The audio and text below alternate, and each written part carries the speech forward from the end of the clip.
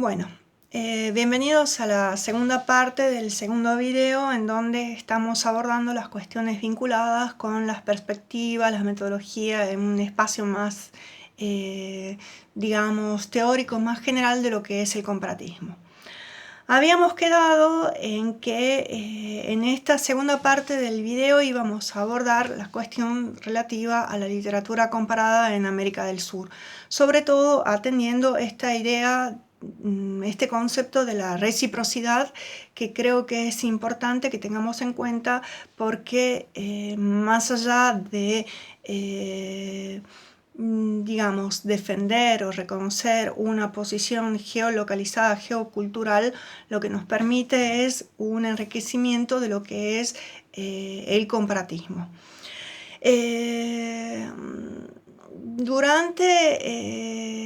Dijimos que la literatura comparada surgió en el siglo XIX y que tuvo un carácter gregario. Basada sobre todo en el reconocimiento de los nacionalismos. Ahora, esto determinó el carácter subsidiario, si se puede definir así, y siguiendo siempre la propuesta de Tania Franco Caravalar, un carácter subsidiario de dependencia de los estudios durante el surgimiento de las literaturas. Es decir, que la literatura comparada en América del Sur fue reconocida en cuanto a disciplina académica recién en los años 1960, es decir, que tuvo una tardía difusión, pero sí que hubo un comparatismo espontáneo presente ya inclusive en las relaciones interliterarias, en lo que es el espacio en Sudamérica. ¿Cuáles son esas relaciones interliterarias que reconoce Tania Franco Caravalar? Bueno, la búsqueda de la identidad, la relación entre lo particular y lo general, lo nacional o cosmopolita, lo local o universal, que es también lo que plantea Claudio Guillem. Pero también están planteados en forma implícita y también explícita, más allá de que no hubiera una disciplina académica hasta los años 60 del siglo XX, había planteos, temas siempre estudiados y planteados como el de la transculturación, el de la culturación, el de la deculturación, los estudios referidos a los contactos y a las fronteras.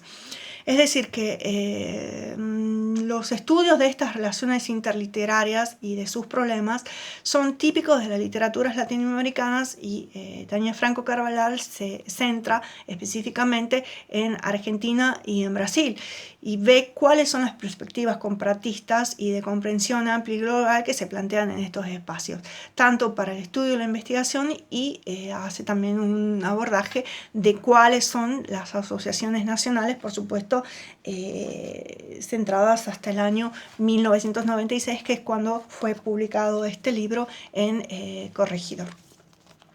Bueno, ahora, en este estudio que puede servir como brújula, pero que también, si nosotros queremos, podemos encontrar estos mismos planteos en otros estudios, como por ejemplo, a ver un momento, como por ejemplo en este ¿Qué cosa es la literatura comparata? De María Ángela Lo-Popolo, o si no también en este otro estudio que está editado por Francesco De Cristofaro, Literatura Comparate. Generalmente en los libros, en los manuales de literatura comparada, hay una parte referida a la historia, a los planteos referidos a acabo de descubrir que perdí un libro, a los estudios, a los planteos de lo que es la literatura comparada a lo largo de la historia. Entonces, por ejemplo, si nosotros seguimos cuáles fueron las nuevas orientaciones comparatistas, ya dejando el siglo XIX y planteándolas ya en el siglo XX, y cuando se reconoce como disciplina académica reconocida a partir de los años 60, entonces, paradójicamente, mientras viene reconocida como disciplina en América del Sur, en 1958 René Belec plantea la crisis del comparatismo y habla de cuáles son sus fragilidades teóricas, la incapacidad que hay en general para reconocer el objeto de estudio, que no cuenta con una metodología específica, que se basa en el cientificismo, en el factualismo, es decir, que está marcada por todo lo que tiene que ver con el relativismo histórico del siglo XIX y que por lo tanto es necesario que haya una superación del mismo. Ahora bien, señalar cuál es la crisis de la literatura comparada, lo que hace fundamentalmente no es demolirlo, sino tratar de plantear una mirada que la enriquezca, que sea positiva. Entonces, lo que hace es señalar cuáles son las limitaciones. Y las limitaciones fundamentales que reconoce este crítico, este estudioso, es que cuando se analizan los textos, las obras literarias, se limita al reconocimiento de las fuentes y las influencias, es decir, que no alcanza la totalidad ni se aborda completamente una obra literaria y que se tiene que plantear una cuestión en su generalidad. Es contrario, por lo tanto, a los paralelismos, los causalismos, a ese exagerado determinismo que está planteado por las relaciones entre causalidad y rechazo, obviamente, todo el énfasis a los factores no literarios, al binarismo reduccionista de las fuentes y de las influencias. Ahora, es importante, a su vez, otro texto que acá lo acabo de ver es este de Pierre Brunel y Yves Gevrel, que ya se los he nombrado, pero que bueno, que también hace un planteo del hecho comparatista y de la temática, ¿no? Así que este también es un texto fundamental que les aconsejo leer, publicado en siglo XXI. Entonces, ¿cómo se puede superar estas limitaciones planteadas en 1958 por René Belleck?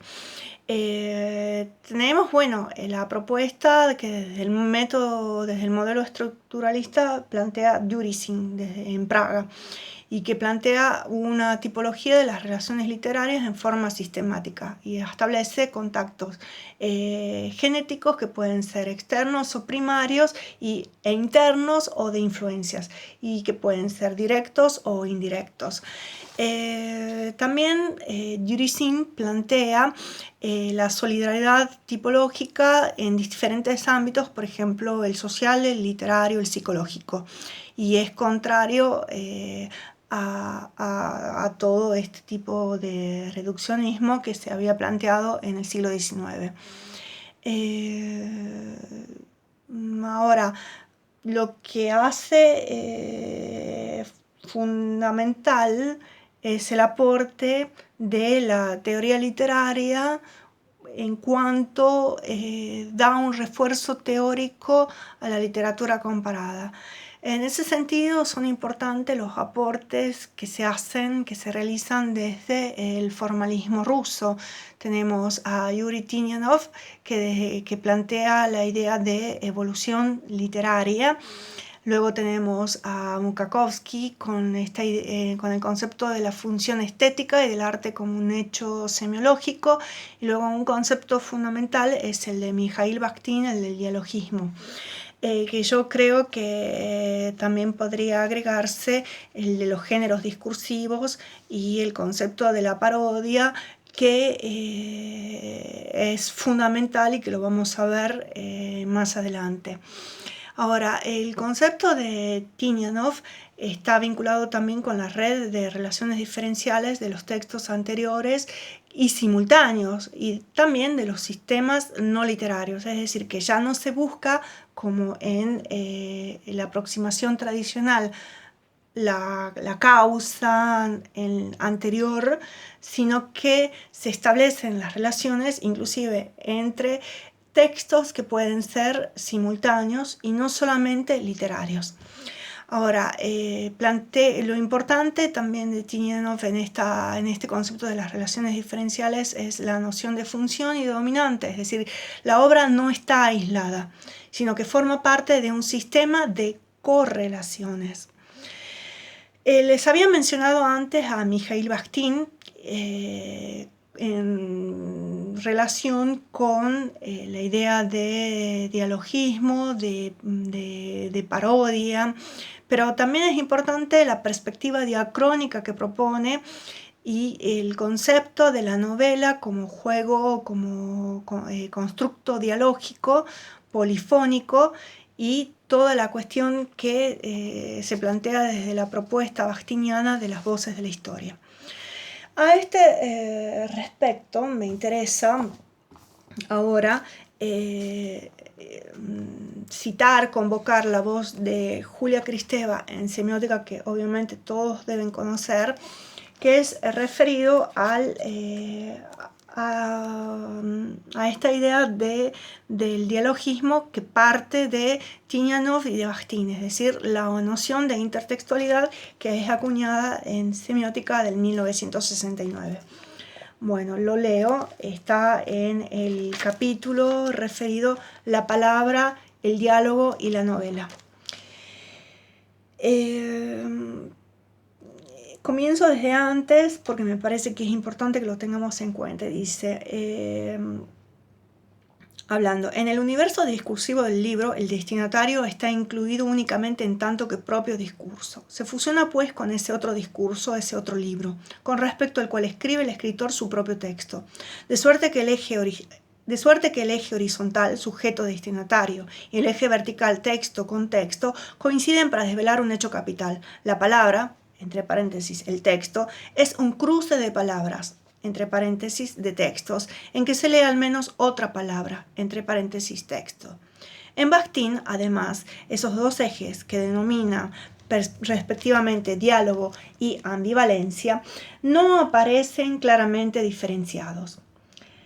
Pero esta falta de rigor es más bien un descubrimiento que es Bakhtin el primero en introducir en la teoría literaria. Y esto es lo importante. Todo texto se construye como mosaico de citas. Todo texto es absorción y transformación de otro texto. En lugar de la noción de intersubjetividad, se instala la de intertextualidad y el lenguaje poético se lee al menos como doble. Bueno, lo importante de esto es ver cómo el texto sí es absorción y transformación de otro texto, pero a su vez nos plantea el concepto de la tradición, o sea, ya no la fuente, como tradición que permite establecer desde el comparatismo continuidades, pero también discontinuidades, rupturas, desvíos, diferencias. Y esto nos plantea el concepto de palimpsesto, que a ver si lo encuentro, está aquí, perdón, la idea de palimpsesto que construye Gerard Genet, la literatura en segundo grado.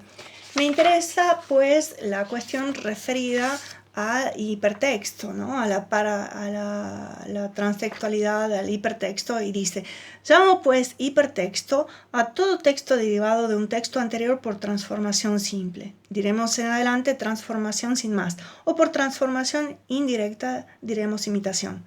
Y bueno, y continúa dando precisaciones y explicaciones. Obviamente es un libro que usa las descripciones muy taxonómico, pero que me interesa por esta idea del palimpsesto. Y también aquí quiero convocar, como lo hace Tania Franco Carvalhal, esta idea de la reinversión de los precursores que se encuentra en Borges y que implica una relectura de la tradición, una reversibilidad, una reversión o una inversión de la cronología y una interacción interpretativa diferente. Así, por ejemplo, si nosotros en Pierre Menard, autor del Quijote, lo leemos al final, bueno, dice que ha creado una técnica nueva, ¿no? Dice Menard, acaso sin quererlo, ha enriquecido mediante una técnica nueva el arte detenido y rudimentario de la lectura. La técnica del anacronismo deliberado y de las atribuciones erróneas. Y dice, continúa Borges. Esa técnica de aplicación infinita nos insta a recorrer la Odisea como si fuera posterior a la Eneida, y el libro de Le Jardin du Centaure de Madame Henri Bachelier como si fuera de Madame Henri Bachelier. Esa técnica puebla de aventura los libros más calmosos. Y bueno, y continúa, y dice, ¿no es una suficiente renovación de esos tenues avisos espirituales? Bueno. Ya como para ir cerrando, bueno, sería importante aquí considerar cuáles son las cuestiones de entonces que son referidas a la intervención del lector, y la importancia de la teoría de la recepción del lector como creador, la importancia de la interdisciplinariedad en relación con establecer las relaciones de las literaturas con arte, con la literatura, con la psicología, el folclore, la historia, es decir, traspasar fronteras, no solamente fronteras nacionales, sino también poner en relación con otros discursos, con otras fuentes, con otras influencias, y ya aquí superar la cuestión del método de hablar de influencias y de fuentes, y más bien superar esta idea de la demarcación, de la dependencia, de la superioridad, de la dominación cultural que se puede plantear a través de esta conceptualización de las literaturas nacionales. Entonces, como para ir ya sintetizando, me interesa rescatar esto de que de la comparación como una mirada que permite una observación, un reconocimiento de las diferencias. Es interesante también el concepto de antropofagia que plantea Tania Franco Carvalhal, que es el de Oswald de Andrade, que tiene que ver con esta idea de escribir, remasticar, y que lo leo. Bueno, es de su texto de la razón antropofágica, Europa bajo el signo de la devoración, y cito, no, bueno, habla de la idea de la devoración, del devorar, y dice, no involucra una sumisión, una catequesis, sino una transculturación, mejor una transvaloración, una visión crítica de la historia como fusión negativa en el sentido de Nietzsche, capaz tanto de apropiación como de expropiación, de jerarquización, de construcción. Todo pasado nos es otro, merece ser negado, vale decir, merece ser comido, devorado. Y más adelante, siempre Oswald de Andrade dice, escribir hoy en América Latina como en Europa significará cada vez más reescribir, remasticar. Y cerrando este video, pero que sea que espero que sea más que nada una especie de input, de lectura, de reflexión de algunas cuestiones, rescato aquí una carta que escribió Leopoldo Marechal, y fue publicado en Ediciones Cultura Hispánicas en 1957, y una carta dirigida al doctor Atilio del Oro Maini. Se encuentra incluida aquí en Obras Completas en el volumen 5. Bueno, es una reafirmación de un posicionamiento de independencia cultural, pero a su vez es también una forma de comprensión de lo que es esta mirada comparatista, ¿no? Esta idea del lector creador que también había propuesto Borges. Dice, en relación con esta materia, y bueno, habla de otras cuestiones, está recordando una carta, un ensayo de Murena que había sido publicado en la revista Sur. Murena justamente parecía querer cifrar el drama del intelectual americano en cierta desposesión sufrida con respecto a los valores de Allende. A mi entender, ese malentendido que suele traducirse en un complejo de inferioridad es el que deben eludir para siempre los intelectuales de América. Somos herederos de la sustancia intelectual de Europa, herederos legítimos y directos. Alighieri, Cervantes y Shakespeare son tan míos como podrían serlo de un italiano, un español y un inglés. Aristóteles y Santo Tomás son tan míos como de Jacques Maritain. Somos legítimos herederos, profesores y continuadores de la civilización occidental, y con una ventaja en nuestro favor, la que nos da el hecho americano. Y más adelante dice, lo que debemos hacer es tomar posesión de nuestra heredad legítima y cultivarla con nuestros cuerpos y nuestras almas de americanos. James Joyce, un europeo, hizo de su Ulises una paráfrasis modernísima de la Odisea de Homero.